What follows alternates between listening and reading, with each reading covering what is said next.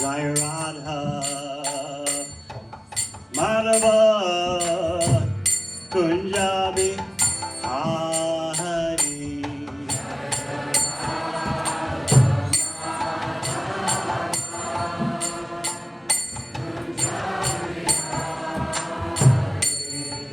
Jai Radha Madhava Kunjabi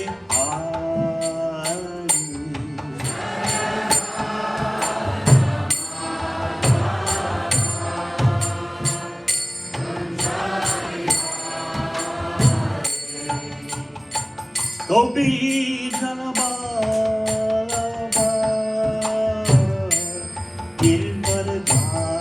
Gilbardari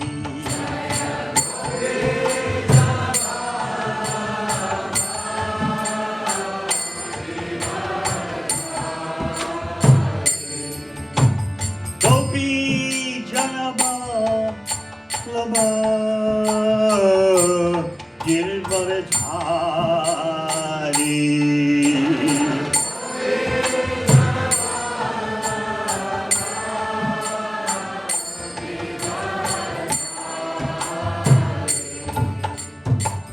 Yashodhanandana Braja Janaranjana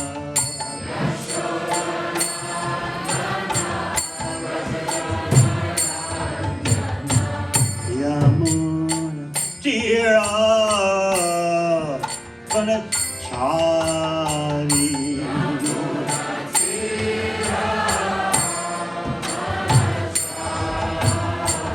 Yamuna Tira Vanachari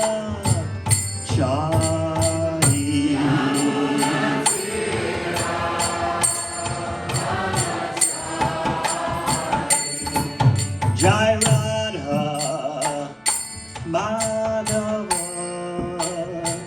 Kunjabi Hari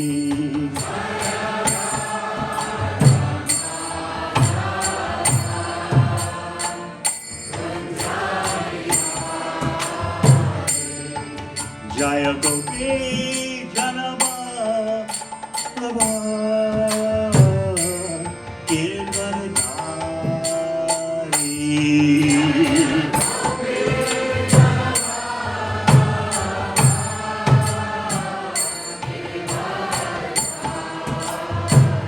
Yashodhanandana Braja Janaranjana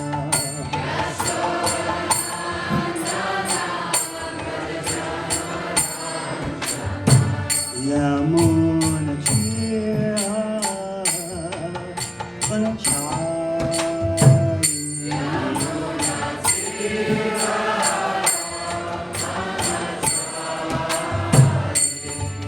Jai Radha Madhava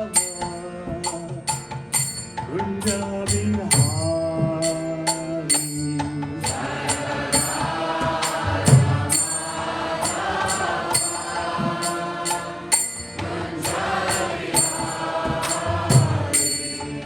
Jai Radha Madhava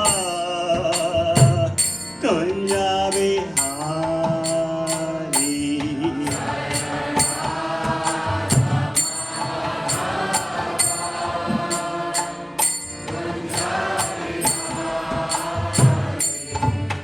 Hare Krishna Hare Krishna Krishna Krishna Hare Hare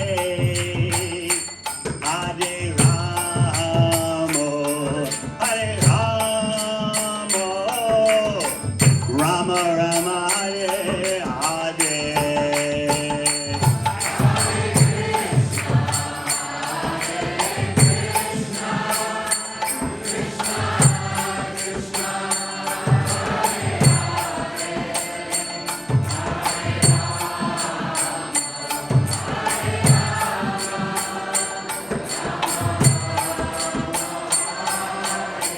Hare Krishna Hare Krishna Krishna Krishna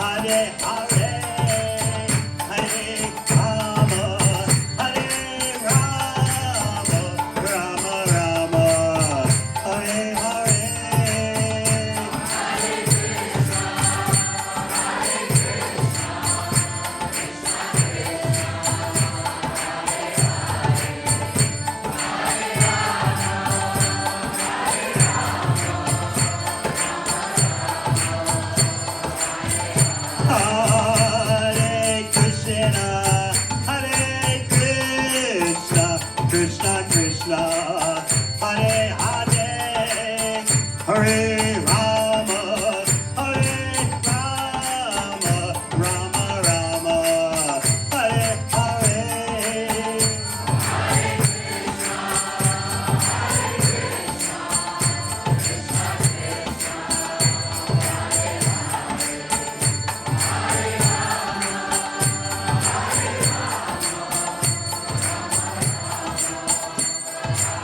Hare Krishna, Hare Krishna, Krishna Krishna, Hare Hare, Hare Rama, Hare Rama, Rama Rama, Hare Hare.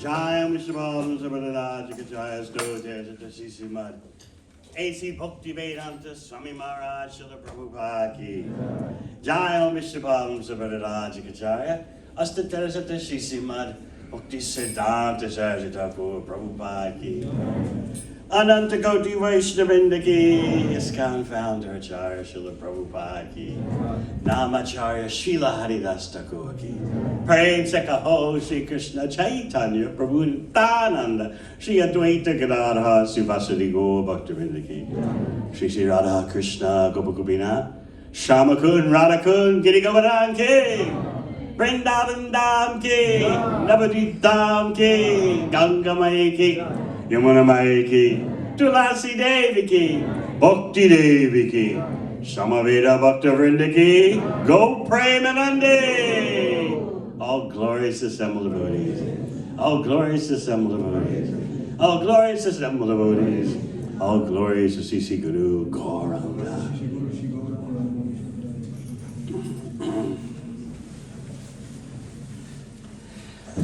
So today, as we traditionally do, we'll dedicate most of the last session to questions. And please make sure your questions are the best you can do.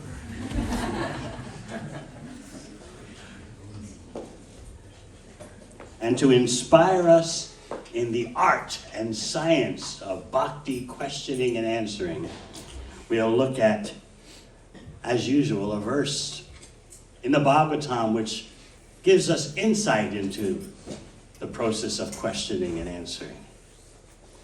So we're going to focus on Srimad Bhagavatam, 10th Canto, Chapter 1, Text 14. Om Namo Bhagavate Vasudevaya.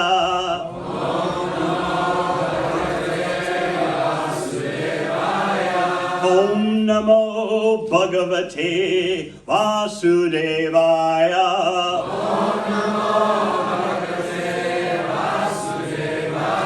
Om Namo Bhagavate Vasudevaya.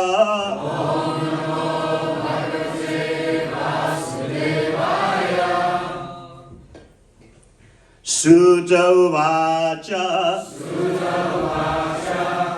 Evam Nishamya Brigunandana Sadhu Vadam.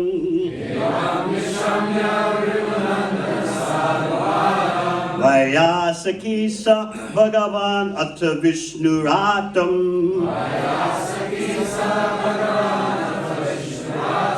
Pradyarchya Krishna Charitam Kali Kalmasha Ganam.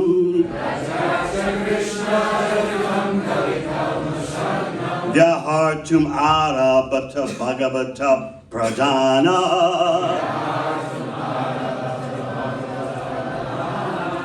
Evam Nishamya Brigunandana Sadhuvaram. Vayasakisa Bhagavan Atta Vishnuratam.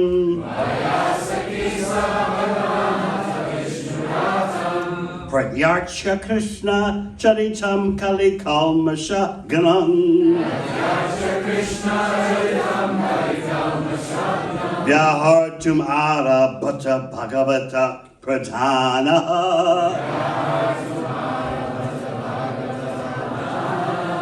Evam Nishamya Bhrigunandana Sadhuvaram. Vyasakisa Bhagavan Atta Vishnuratam. Pradyarcha Krishna Charitam Kalikalmasha Ganam. Vyahartum Ara Bhatta Bhagavata Pradhana.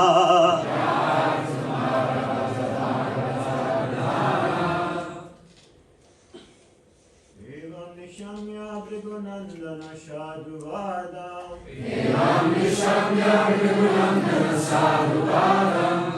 Shakisha Bhagavanata Vishnuratam.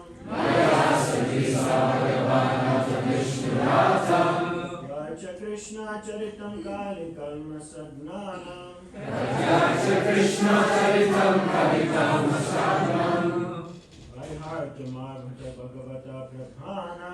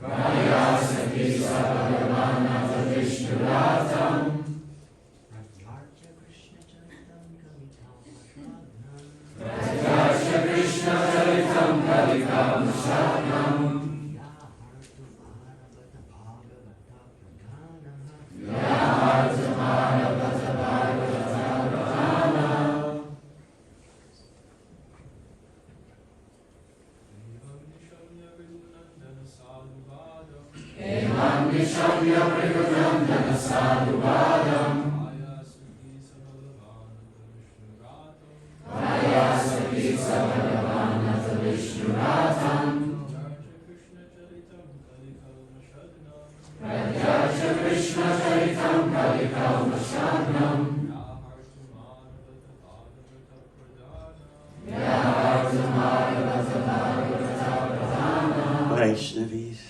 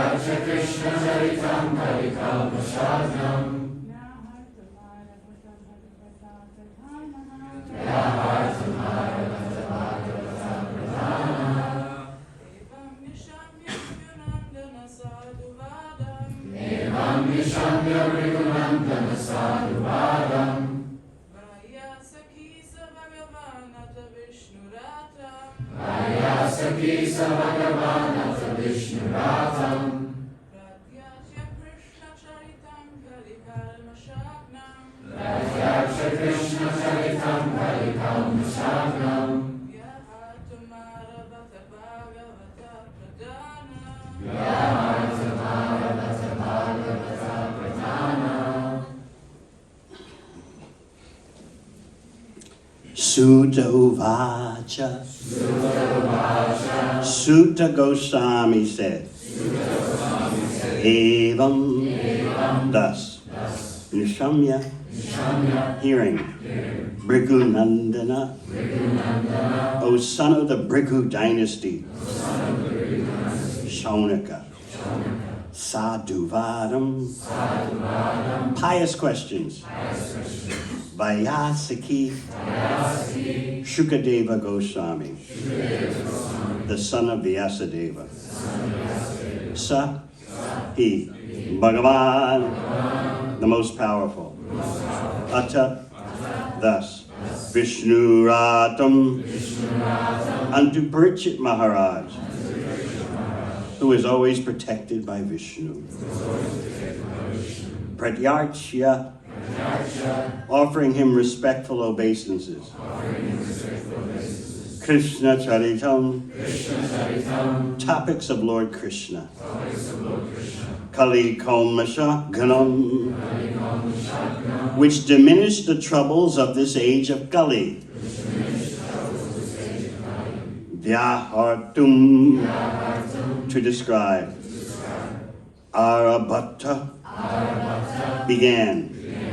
Bhagavata Pradhana, Shukadeva Goswami, the chief among the pure devotees. Translation.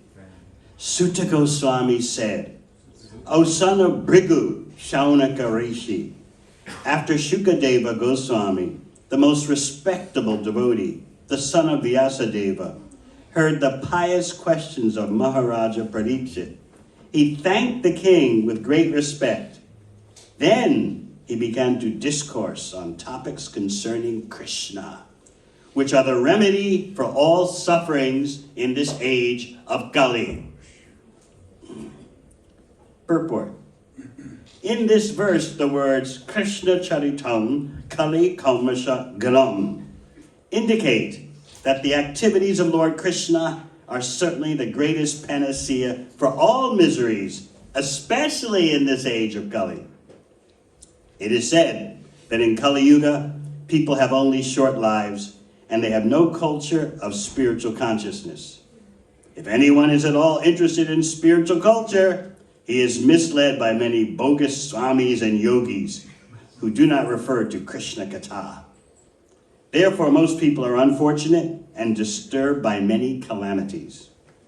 Srila Vyasadeva prepared Srimad Bhagavatam at the request of Narada Muni in order to give relief to the suffering people of this age. Kali Kalmasha Ganam. The Krishna consciousness movement is seriously engaged in enlightening people through the pleasing topics of Srimad Bhagavatam. All over the world, the message of Srimad Bhagavatam and Bhagavad Gita is being accepted in all spheres of life, especially in advanced educated circles. Srila Shukadeva Goswami is described in this verse as Bhagavata Pradhana, whereas Maharaja Parikshit is described as Vishnu Ratam. Both words bear the same meaning. That is, Maharaja Parikshit was a great devotee of Krishna, and Shukadeva Goswami was also a great saintly person and a great devotee of Krishna. Combined together to present Krishna Katha, they give great relief to suffering humanity. Anarto pashamam sakshad bhakti yogam adhokshaje lokasya janato vidvams chakre satvata sanghitam. The material miseries of the living entity, which are superfluous to him, can be directly mitigated by the linking process of devotional service. But the mass of people do not know this, and therefore the learned Vyasadeva compiled this Vedic literature, Srimad Bhagavatam, which is in relation to the supreme truth. Bhagavatam, 1st Canto, 7th chapter, 6th verse. People in general are unaware that the message of Srimad Bhagavatam can give all of human society relief from the pangs of Kali Yuga. Kali Kalmasha Ganam. Translation again. Sutta Goswami said, O son of Bhrigu, Shaunaka Rishi, after Shukadeva Goswami, the most respectable devotee, the son of Vyasadeva, heard the pious questions of Maharaja Parikshit, He thanked the king with great respect. Then he began to discourse on topics concerning Krishna, which are the remedy for all sufferings in this age of Kali. Om Agana Chimadandasya Gananjana Shalakaya Chakshur Militang Yena Tasmai Shri Gurave Namaha.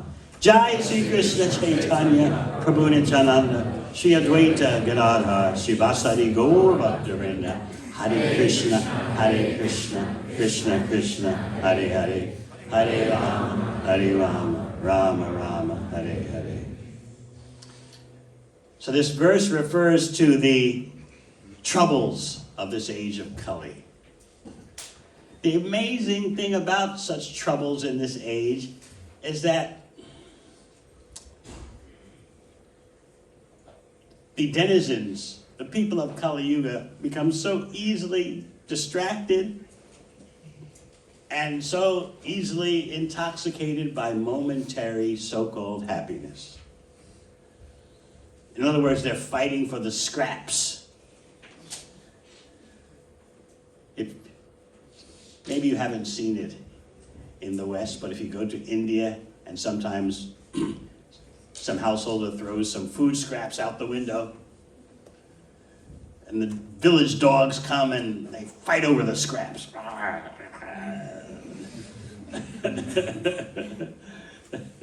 This piece belongs to me. Stay away. So human beings look down on that. Poor dogs.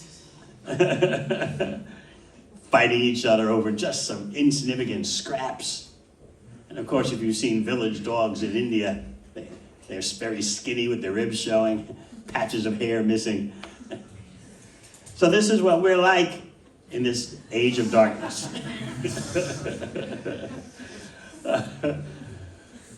We're fighting over little scraps of so-called happiness. I got a scrap. I feel good. This feels real. Just for a little reflection of happiness, we go mad. What's a good example? I don't think cars have chrome bumpers anymore. They're all some synthetic. But maybe some of you remember when cars had chrome bumpers? Anyone? Yes. And so the sunlight or the moonlight would reflect off those chrome bumpers and create a reflected light. And if you don't know, you could take that reflected light to be so substantial. I remember about the chrome bumpers because whenever my father thought I did something naughty when I was a kid, he would say, all right, go out and polish the chrome bumpers of the car. And you get this can of paste, and you have to apply it by hand, which for an 8-year-old or a 9-year-old kid, seems like a real marathon task, The front and the back bumpers of the car. And then, to make a little extra money, he would, in addition to his daytime job, he would sell used cars from his home. And so that meant there were always like 3 cars parked in the driveway. And so if you were naughty, it was not just a family car that you had to polish the bumpers, but like 3 cars that he was planning on selling. All right, that's enough. Polish the bumpers. My mother, she thought this is just too much, so she would arrange to send me traveling all the time. Because she thought my father was he's venting his material frustrations on me. So she thought the solution is to send him traveling.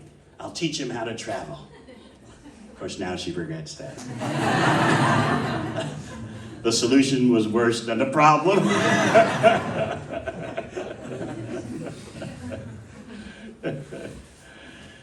I remember when I was, maybe 9 years old, I think, 8 or 9, she sent me to my godmother's in Washington, D.C., which is like a 5-hour bus trip. And so I went with some other relatives, but still, for an 8 or 9-year-old kid, a 5-hour bus trip on one of those special buses like they have here now, the Gold, what is it called? Intercity. Yeah, Intercity Gold, where it's supposedly all kinds of comfortable facilities. And so the bus even had like a hostess on it. And they would serve you meals, of course, of Kali Yuga abominations. And so anyway, for an 8 or 9-year-old, this is a big deal, going to another city, far away, and it's Washington, D.C. So my mother gave me $10, which for an 8 or 9-year-old was like, wow, $10 whole dollars. See, this is for spending in Washington, D.C., so you can go see all the sites, all the government buildings and the monuments. So when I got to Washington, D.C., I decided I'm not taking public transport. With my 8-year-old self, I walked everywhere in the whole city, thinking, I won't spend this money, and then when I get back home, I'll have it all.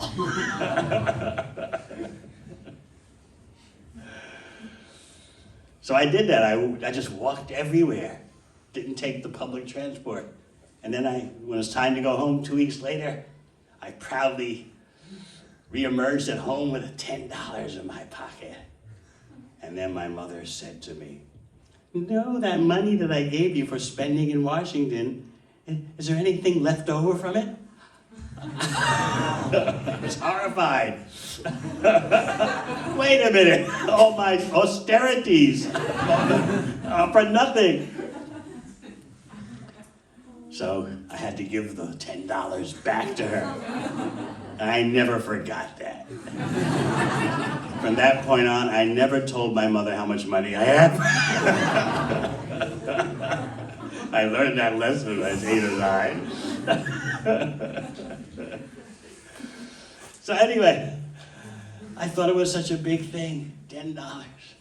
So similarly, we're like that. When we get some reflected happiness, this is it. This is the meaning of life, or my life. If it's not the meaning of life, it's great, and it makes my life bearable, tolerable.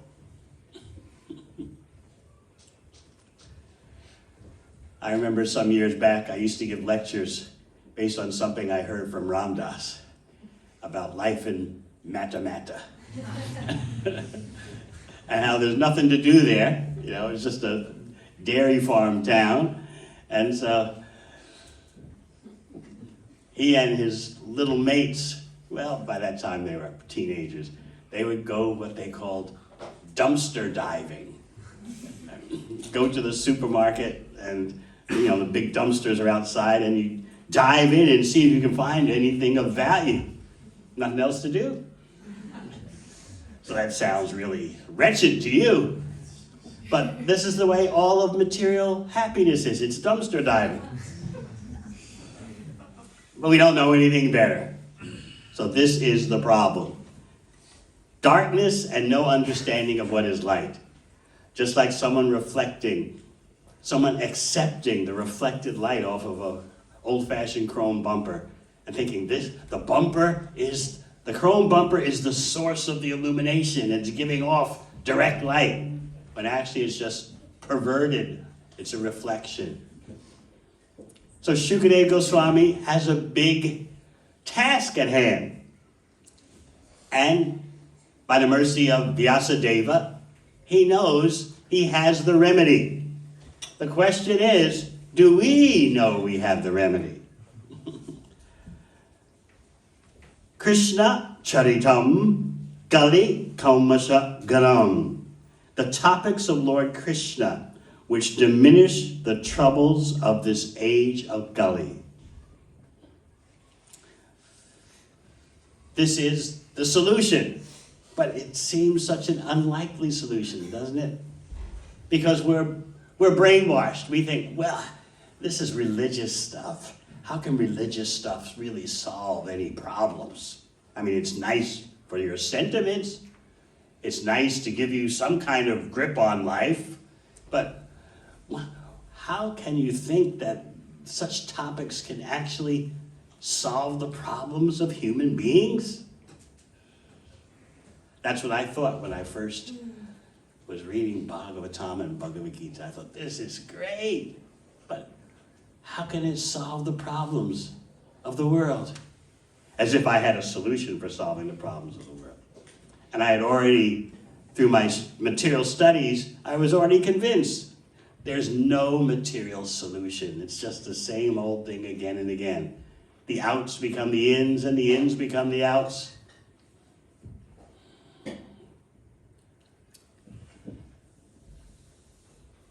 Bhagavatam is not presenting religion as we ordinarily understand it.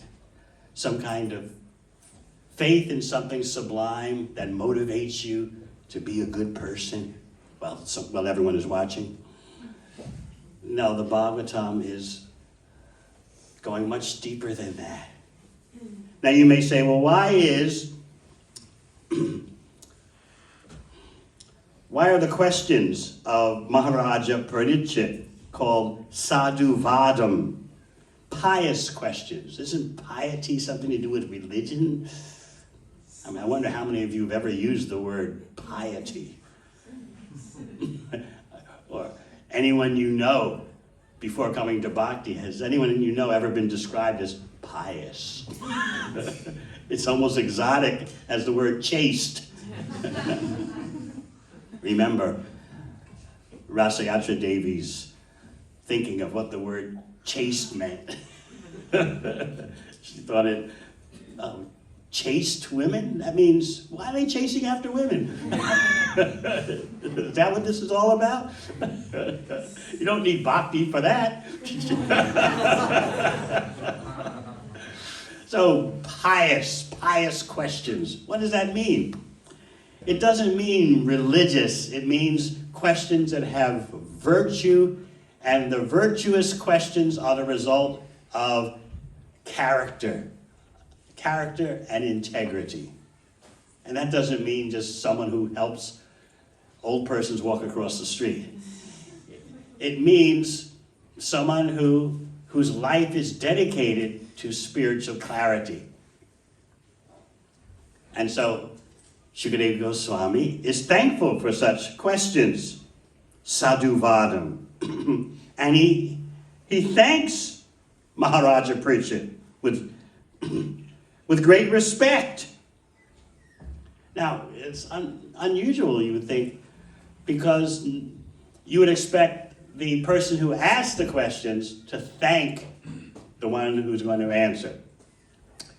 But in Krishna Katha, both the questioner and the one who's answering the questions are glorified. And also the audience that's assembled there, hearing the questions and answers, is also glorified.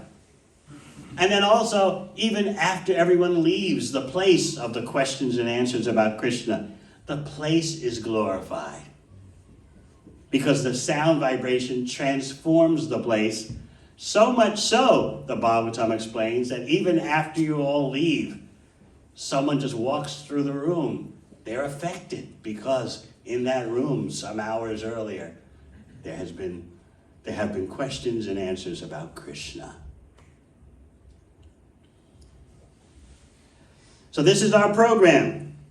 And as you've heard in the purport, Srila Vyasadeva prepared Srimad Bhagavatam at the request of Narada Muni in order to give relief to the suffering people of this age. Kali Kalmasha Gam. So remember the circumstances. We briefly touched upon it the other day of how Narada Muni gently chastised Vyasadeva. That you've talked about politics, sociology, intrigue, so many material subjects. And you may be thinking that by presenting these material subjects, people will become interested and then pick out the essence, which is one chapter of Mahabharata known as Bhagavad Gita. But Narada Muni is telling Vyasadeva, I'm here to tell you, you are mistaken. And that's why you're not very enlivened. Now you might say, well, how is it that Vyasadeva, the literary incarnation of the Supreme Personality of Godhead is not feeling enlivened. This is just the pastime to emphasize the point to us. Just like we briefly spoke yesterday about Judd Bharat revealing his past life as Maharaj Bharat and how he became attached to a small deer and just gave up his sadhana.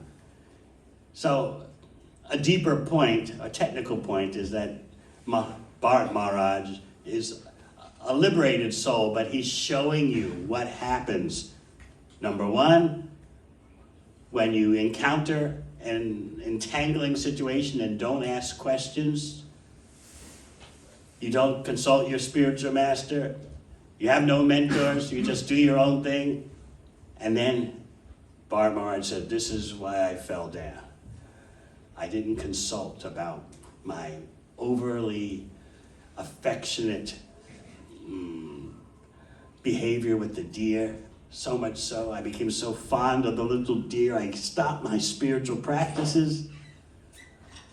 So in the same way, Vyasadeva seems to be depressed and doesn't know what to do. I've talked about so many topics, not simply politics and sociology and palace intrigue, there's plenty of that in Mahabharata, but I also talked about Brahman.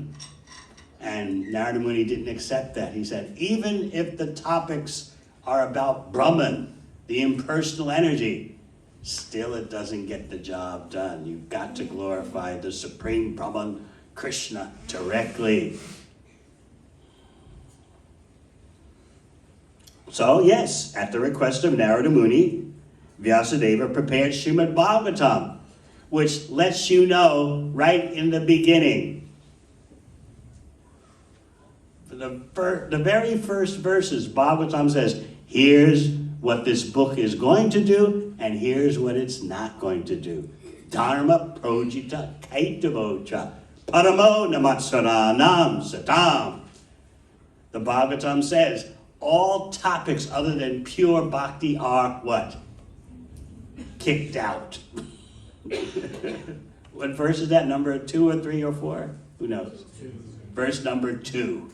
So, in other words, make no mistake. Swept out, kicked out. From the very beginning, Bhagavatam establishes that it has nothing to do with Kaitava Dharma. What is Kaitava Dharma? Cheating Dharma. Presenting something other than pure bhakti as the goal. Even if you present topics of liberation, moksha, merging into the Brahman, still that's Kaitava Dharma, cheating. So this is how high the standard of Bhagavatam is. It's so high that we kind of may not be able to understand what we're dealing with because it's so far out of our scope of mundane intelligence and mundane experience. So now we're being told that Bhagavatam is the solution for all problems of Kali Yuga. And that by the super potent combination of Maharaja Parikshit and Shukadeva Goswami, they're giving relief to suffering humanity. So we want to create an assembly of devotees that can in some way approach that gold standard of the combination of Parikshit Maharaj and Shukadeva Goswami. That their combination in the form of questions and answers was able to give relief, great relief to suffering humanity. We need that kind of assembly which is aspiring to approach that gold standard.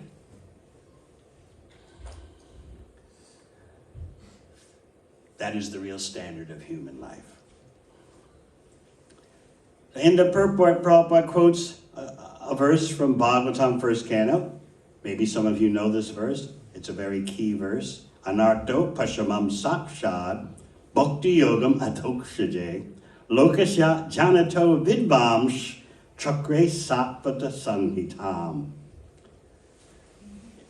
This verse explains very clearly the material miseries of a living entity which are superfluous to him, can be directly mitigated by the linking process of devotional service. Directly solved, directly mitigated, directly dealt with by the process of devotional service. However, there's a problem.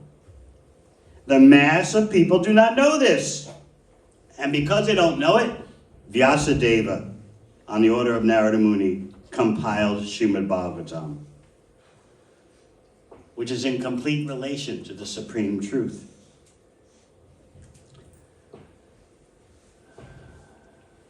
As you come to bhakti, you certainly notice you start to feel relief. The frustrations diminish, the pressures diminish, the agonies diminish. But then you have to make further progress, as we often point out. Besides feeling relief, which you certainly are entitled to, and the relief is certainly there, we need to develop attraction for Krishna, for Krishna's name, form, qualities, and activities.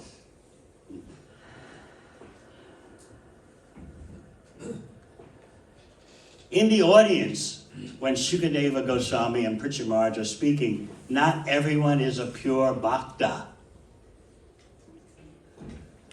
That's why when Pritchard Maharaj asks the question, what's the best thing to do for someone who's about to die? And since everyone in all circumstances is about to die, either today or tomorrow, Pritchard Maharaj's question applies for everyone. But in the audience, as you may recall, not everyone was focused on the ultimate goal of life. You had persons who were interested in elevation to the heavenly planets for material enjoyment. We talked about that yesterday. There were metaphysical speculators busy distinguishing this is eternal, this is temporary, and wanting to merge into Brahman. You had mystic yogis who wanted to develop mystic powers, or if more fortunate, they want to meditate on the super soul in the heart. So it was not that the whole audience gathered was understanding pure bhakti. So there seemed to be some lack of unanimity. And for the sake of the people in general, Pritchard Maharaj, thinking of their welfare, wanted unanimity. He knew what to do. He's just asking those questions for the benefit of everyone else.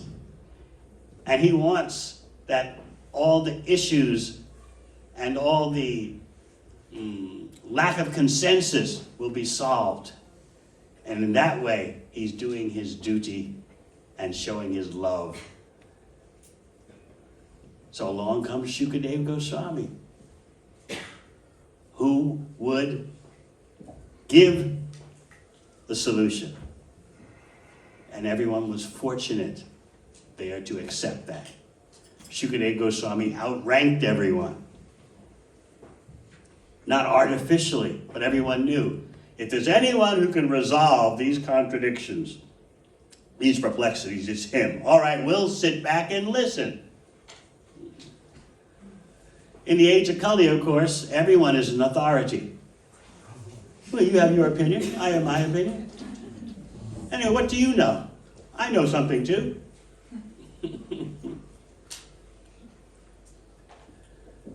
You have so many frogs in the whale. Oh, you're trying to tell me about the Atlantic Ocean? Well, how big is it? Let me puff out my belly. I can understand. So this is the age of Kali. It's pride. And the pride deepens into arrogance. Whereas the path of Mahaprabhu is about humility. And humility comes about by engagement in devotional service and chanting Hare Krishna. You know that just when you think you're so great, you pick up your japa beads to hear the holy name and your mind just takes off. It's humiliating. And so normally you would just give up right there, right? Well, they say to chant Hare Krishna, your life will be sublime. You'll be in bliss. And I'm chanting Hare Krishna and my mind is just going crazy. So it's humiliating. And we don't like that. We want anything that will help us to understand we are the Lord and Master of the universe. Now, if the mantra would do that, help me to be the supreme enjoyer, then I'm into it. But this Hare Krishna mantra can be so humiliating. Lord Chaitanya in Chaitanya Charitamrita says, as soon as the tongue touches the holy name, there's an effect. Yeah, I get an effect. As soon as my tongue touches the holy name, my mind just goes all over the place. We need to understand there are different stages of chanting. There's the therapeutic stage, and then there's the relishing stage. But even in the therapeutic stage, the beginning stage, there is such extraordinary realization. As Lord Chaitanya himself says, Cheto Darpana Marjanam, Bhavamahanta Bhagni Nirvarpanam. Your consciousness becomes cleansed. And the blazing fire, the forest fire of material existence becomes diminished and extinguished. So in the therapeutic stage, you feel that. But as you advance through the therapeutic stage, you start nearing the relishing stage, where you just like to chant Hare Krishna because you like to chant Hare Krishna.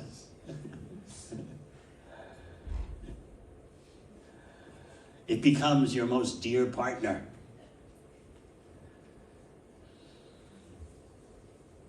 When people have friendships or other kinds of relationships, they may say, well, you're my friend or you're my partner because of this reason, that reason, the other reason, and the other reason. But in a mature relationship, people say, well, I just like being around you. So that's what it's like in chanting Hare Krishna in the mature stage of relishing. Why do I chant Hare Krishna? Because I like to chant Hare Krishna. And ultimately, you start to understand the Brajavasis, the residents of Vrindavan, who did not love Krishna because he's the Supreme Personality of Godhead. They didn't love Krishna because of his powers. They just loved Krishna because Krishna is all attractive. Plain and simple. They're different from the Dwarkavasis. The Dwarkavasis know that Krishna is the Supreme Personality of Godhead, just like Vasudeva and Devaki. They know. So sometimes they treat Krishna like he's their son, and sometimes like he's the Supreme Personality of Godhead. But Nanda Maharaj and Yashoda Mai, what does this talk about our boy being supreme? Anyway, if you want to think that, go ahead. But we know that when he's hungry, we have to feed him. When he cries, we have to take care of him. So you go on calling him the Supreme Personality of Godhead, but all we know is Krishna is our son. That's the way it's going to be. So gradually, as you start to chant Hare Krishna, you realize, why am I doing this? Not because I want freedom from material existence, which of course is a great reason, but still, I'm chanting Hare Krishna because I like it.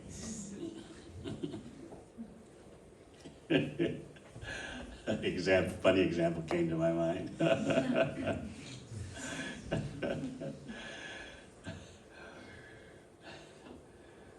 One famous singer, I won't say who the name is, would sometimes just break out spontaneously in a song. I know it's just rock and roll, but I like it. So that's the way chanting is in the mature stage. I know it's just the Maha Mantra, but I like it.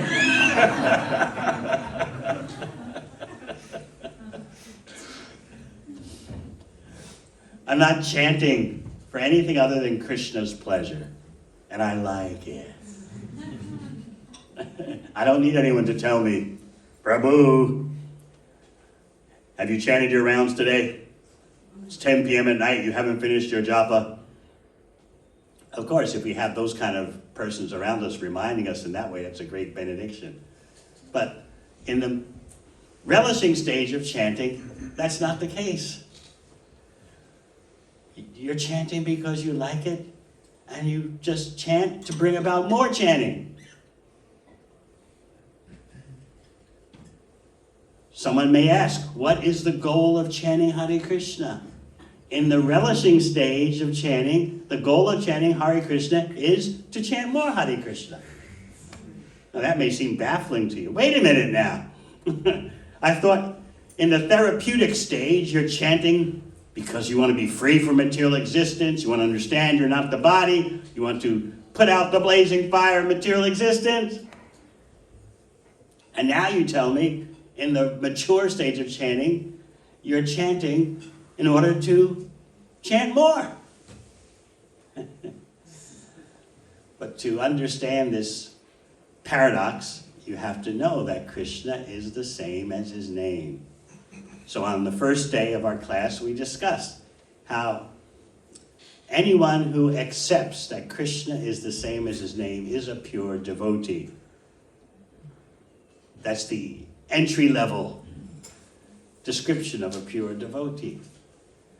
So we can all become pure devotees in that way, by chanting with the conviction that Krishna is the same as his name. And now we're being taught that questions and answers about Krishna can solve all of human problems.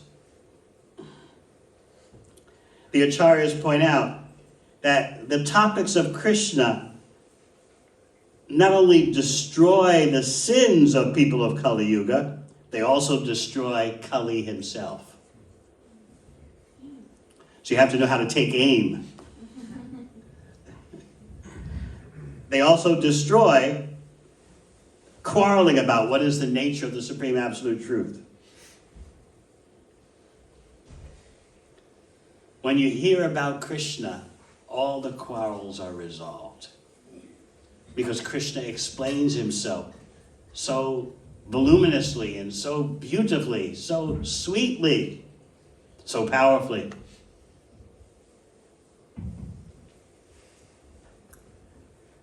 We have the rare opportunity to hear directly from Krishna and to hear directly from devotees closest to Krishna. And that's what Srimad Bhagavatam is presenting.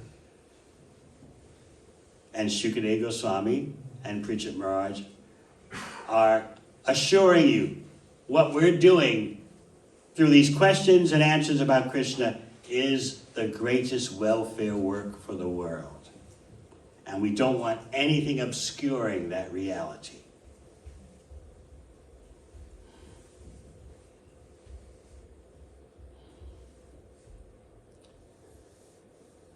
So what about those people in the audience with Pritchett Maharaj and Shukadeva, the doubters, or those who thought that there were other worthwhile objectives in life?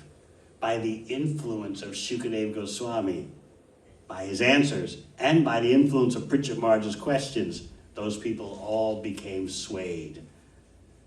They became all brought onto the side of pure bhakti, and that allowed Pritchett Maharaj to leave this world with great satisfaction.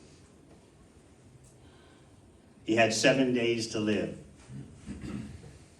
And so he used those 7 days to stage such a unanimous embrace of Krishna Katha.